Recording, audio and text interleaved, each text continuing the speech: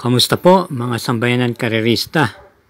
Hari naway nasa mabuti kayong kalagayan matapos ang nakaraan walang hintong pag-uulan at hindi kayo ganong naapektuhan. Simula na lang po ng panibagong buwan at ito'y buwan ng Agosto kung saan meron po tayong pangarera muli. Friday, first Friday of the month, August 1, 2025. Ulan ng dati, 7 pangarera po ang naka-line up at alas 5 po ng hapon ang simula. Naglalaro po sa siyam hanggang 6 na kalahok ang naka-iskrito sa bawat pangarerang tatakbuhin. Pero tuloy na po tayo. Kaya ihanda niyo na po ang inyong mga rota upang maibigay ko na sa inyo ang aking mga giya. Salamat po. Karera numero 1. Start po ng winner take all, races 1 to 7, distance 1,400 meters and 3-year-old and above maiden race for placers. At meron po tayo ditong 8 entries. Ang start time is 5 o'clock p.m. Pampamera po natin dito yung imported horse na numero 3, Zoom. Nararendahan po ni C. Penson. Tumakbo po ito nung nakaraan July 20 sa kanyang barrier run. At maganda naman po ang kanyang ikinilos doon. At para sa distansyang 1,400 meters, may tempo po siyang 1 minute and 27.6. Ito po ay isang imported horse.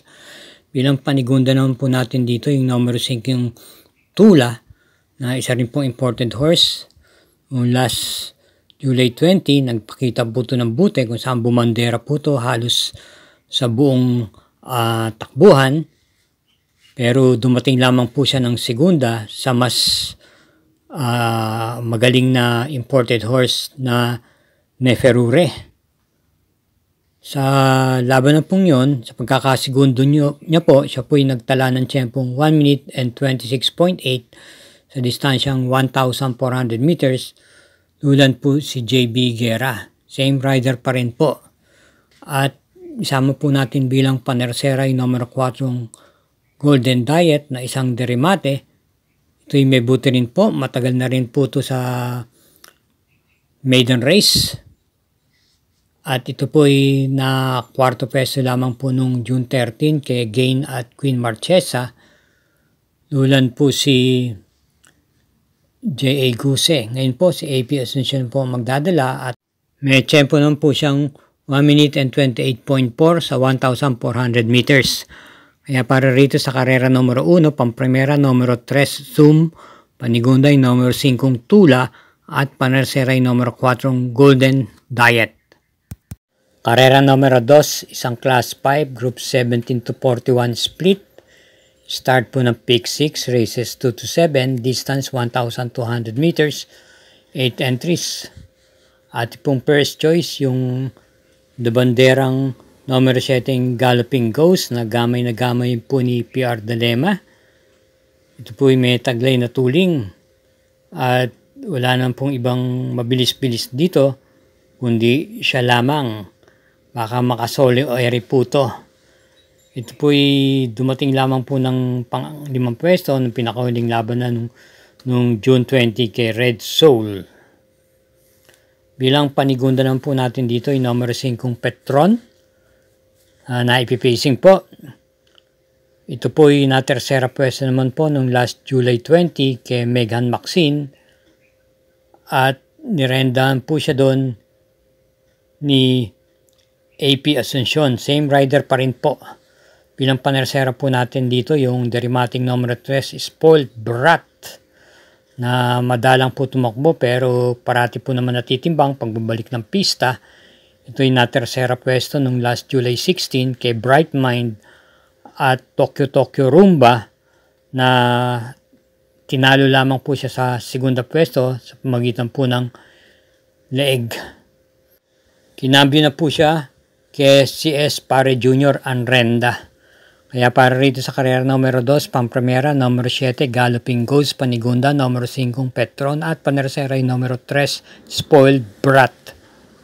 Karera numero 3, may distansyang 1,400 meters, isang 3-year-old in above maiden race for non-placers, at start po ng peak 5 races, 3 to 7. Meron tayong 9 entries at isang couple yung numero 4. First choice, yung kalahok numero 5, Sir Aladdin, na muli pong rerenda ni JB Guerra. Nung nakaraan huling takbo niya pa, ito po ay dumating po ng kwarto pwesto lamang nung last June 14 sa mga bigatin imported horse na Calculus at na segundong Gypsy Rhythm.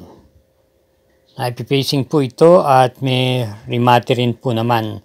Bilang panigunda po natin dito yung kalahok numero 9, Pretty Penny, na muling renda ni James Torque. Dumating lamang po ng quinto pwesto nung last July 16 sa kabayang nalong High Octane. At sa laban na yon, mukhang nakikiramdam lang po ito o nag-aagalap lang po ito ng laban kaya naka-float lang. Pampito umalis, pagsapit ng half mile at 1/4 mile na natiling pampito, umilos ng bagya nang malapit na sa meta at panglima lang nga po dumating. Bilang panersera naman po natin dito yung numero 2 na Libunan na si JL Sego Jr. naman po ang renda.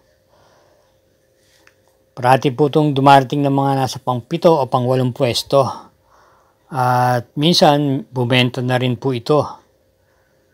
Meron po siyang magandang tinakbo nung last April 2 kung saan dumating po siya ng terserang halos tiget sa nanalong Boy Wonder at na segundong Red Bull. Papatnubayan po siya ni JL Sego Jr. Kaya para rito sa karera numero 3, Pampremera, yung numero 5, Sir Aladdin, Panigundo, yung numero 9, Pretty Penny, at panersera yung numero 2 na Libunan. Karera numero 4, start ng peak 4, races 4 to 7, distance 1,200 meters, isang class 5, split group 17 to 41, 8 entries. Ating pong pampremera rito yung nabiting nakarang takbo niya at nagpakita ng bute.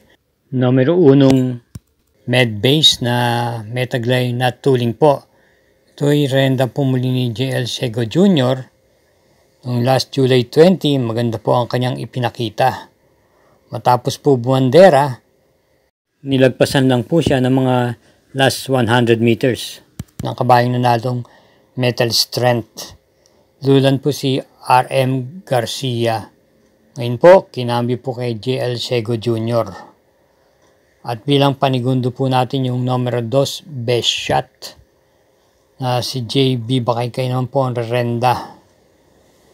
May buti po itong kabayang to, bigyan lang po ng importansya ng kwadra, ay malaki rin po ang chance nitong marano rito. Baka ito pa nga po ang malimado rito. Ito po ay dumating lang po ng kwarto pwesto ng last June 21 kay Swakto Power Duo, lulan si LF Desus. Ngayon nga po, kinambi po siya kay JB Bakaykay. Pinang panersera po natin dito, isama po natin yung numero 7 Bumabaga na gamay po ni JR De Ocampo. May bulusok po o taglay na rimate na kwarto pwesto ng punto nung last July 16 kay Quincy.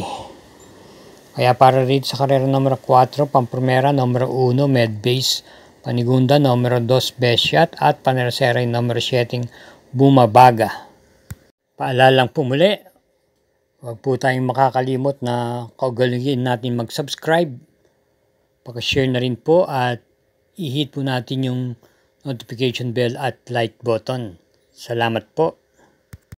Karera numero 5, isang class 4 split group 42 to 56 at may distansyang 1,200 meters, 8 entries. Pampremera, yung kalahok numero 2, Black Star, na naipipacing po at pwede rin ang putong iparimate. Nagpakita po naman ng buti nung huling takbo niya noong last July 16, kung saan ito po'y dumating ng tercera kay Maybell at na segundong War Chief.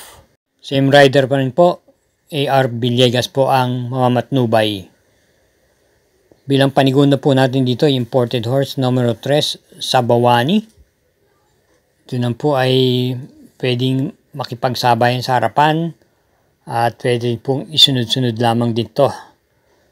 Nakakwarto pwesto lamang po siya noong last July 11 kay Charge the Castle, lulan po si J.L. Shego Jr. So ngayon po, kinambyo po siya kay PM Cabalejo. Bilang panersera po natin dito ay numero 1 Gamer Winner na papatnubayan po ni O.P. Cortez. Ito po ay naging dibandera na. Dati po makunat-kunat po itong umalis. Pero na-correct na po at ngayon po kung napapansin nyo parati pong nasa unahan to. Tulad na lang nung takbo niya last July 20 kung saan dumating lamang po siya ng 5th pwesto kay Frugality. Lulan po si CL Abid Kula.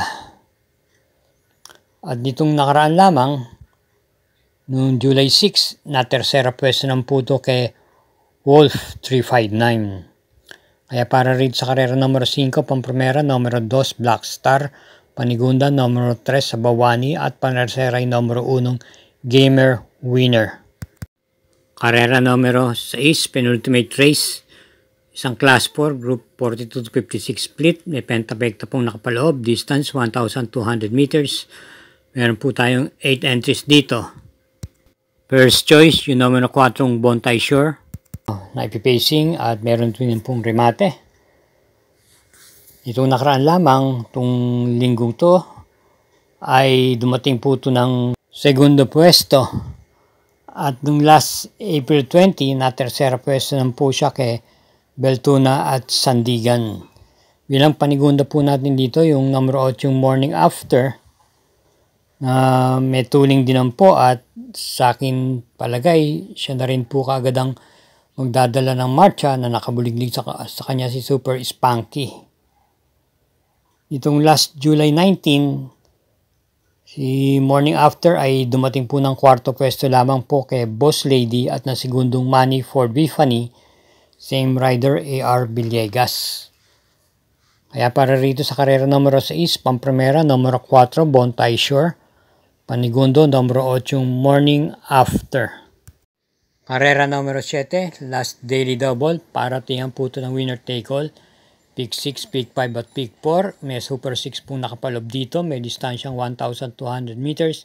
Isang class 5, group 70 to 41 split. At meron tayong 8 entries. First choice, yung kalok number 6, fast sailing na isa pong derimate. Ito po'y kagagaling lamang po sa segunda pwestong dating nung last July 11. Kung saan ang nanalo po ay si Success of Times. Muli pong rerenda ni MP Cadiete at bilang panigunda naman po natin dito yung numero 8 Imperial Queen na maganda po ang tinatakbo nitong mga nakahuling laban niya.